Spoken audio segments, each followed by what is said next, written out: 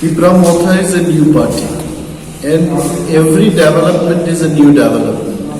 The party is going to contest in election for the first time, and we are prepared to do so.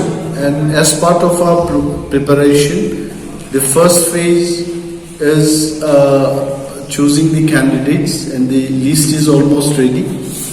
And today we have declared our Central Executive Committee just some time back. And what else? We are ready to fight the election, we are ready to campaign, we are ready to go to the people, and we'll come up with our manifesto.